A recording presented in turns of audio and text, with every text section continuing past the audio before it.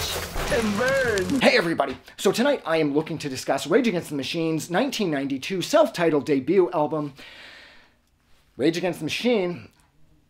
And look, when this record came out way back and everybody got into it based on the strength of the end of Killing in the Name, it seemed like a really worthwhile record and everybody was really getting into it.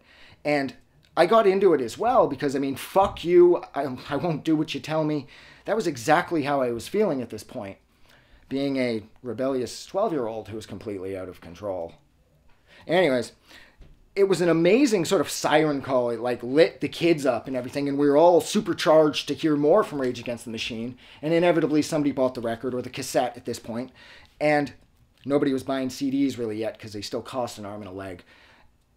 And I remember I taped it off one of my buddies, and I wanted to like it more than I actually did. But this record's saving grace is the last like minute to 2 minutes of pretty much every song on here goes nuts, and that's exactly what I wanted Rage to do all along, which at this point I thought was really ironic because the name of the band was Rage Against the Machine, but they didn't really seem like they were too rage-filled. The songs, the music felt so safe and so structured, and it was like they were paying more attention to order than they were sort of like anarchy. And the drums, now of course I had nothing to compare the drums to until Evil Empire.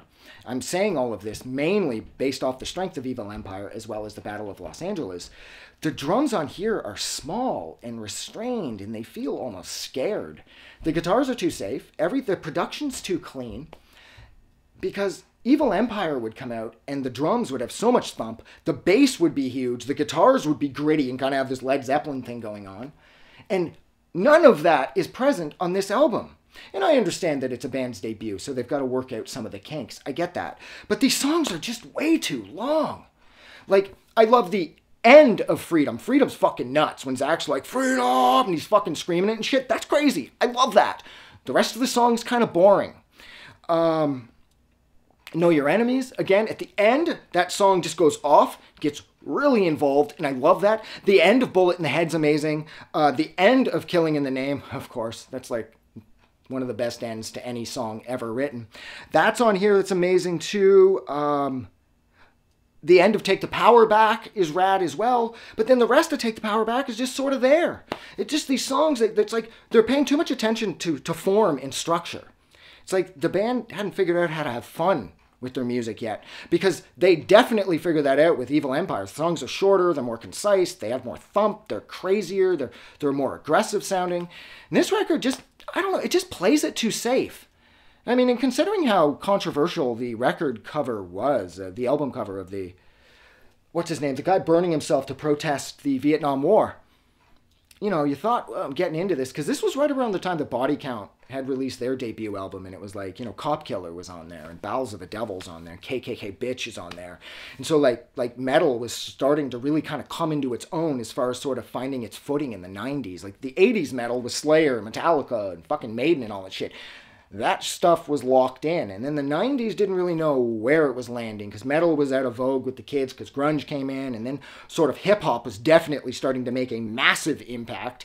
And Rage Against the Machine was supposed to fuse the best of both worlds, and technically this record does an excellent job of doing that, but it just plays it too safe. So that's where I'm leaving it. So thank you so much for... Did I turn this off? I did. Thank you so much for hanging out with me for just about 5 minutes while I discussed Rage Against the Machine's first album from way back in 1992, and that, of course, is their self-titled debut. Like always, if you like this review or you like this record, don't forget to do something nice for somebody. But like always, most importantly, never forget that this fucking world is a hell of a lot better because you're here. And whatever it is you're going through, things are going to change, and it's going to get better. I fucking swear to God, because it has to. Nothing lasts forever. That's it. Have a good night.